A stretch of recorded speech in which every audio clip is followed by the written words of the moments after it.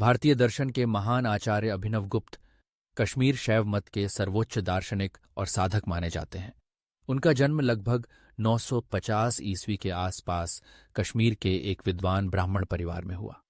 प्रारंभिक जीवन से ही वे असाधारण बुद्धि और जिज्ञासा से परिपूर्ण थे। उनके पिता नरसिंहगुप्त स्वयं एक विद्वान और साधक थे, जिन्होंने बालक अभिनवगुप्त को ज्ञान और भक्ति की राह दिखाई। अभिनवगुप्त ने अपने समय के कई महान आचार्यों से शिक्षा प्राप्त की। योग, तंत्र, व्याकरण, काव्यशास्त्र, संगीत और नाट्यशास्त्र समेत अनेक विषय उनके अध्ययन में आए।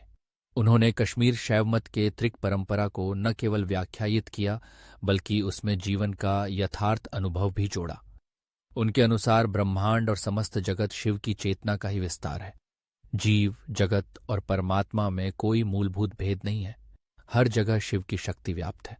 उनकी साधना अत्यंत गहन थी। उन्होंने तंत्रशास्त्र, ध्यान, मंत्र जाप और गुरु शिष्य परंपरा के माध्यम से आत्म साक्षात्कार का मार्ग अपनाया। उनके लिए साधना का अर्थ केवल बैठकर ध्यान करना नहीं, बल्कि हर कार्य, हर विचार में शिव का अनुभव करना था। दार्शनिक दृष्टिकोण से अभिनवगुप्त ने प्रत्यासक्ति, प्रथमा स्पंदना और अभेद भाव के सिद्धांत प्रस्तुत किए। उनके अनुसार परम शिव स्वाभाविक रूप से स्वतंत्र और आनंद स्वरूप हैं। सृष्टि उनकी इच्छा से उत्पन्न होती है और प्रत्येक जीव में वही चेतना छुपी हुई है। साधक का कार्य उस चेतना का अभिज्ञान करना है, जिससे मोक्ष की प्राप्ति संभव हो सके।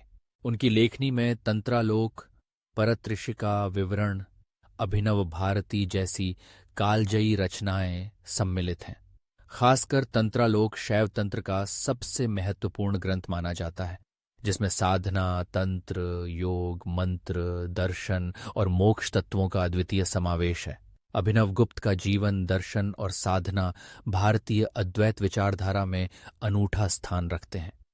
उनके सिद्धांत न केवल शैव मत में, बल्कि भारतीय सांस्कृतिक और आध्यात्मिक धारा में भी अमिट छाप छोड़ते हैं।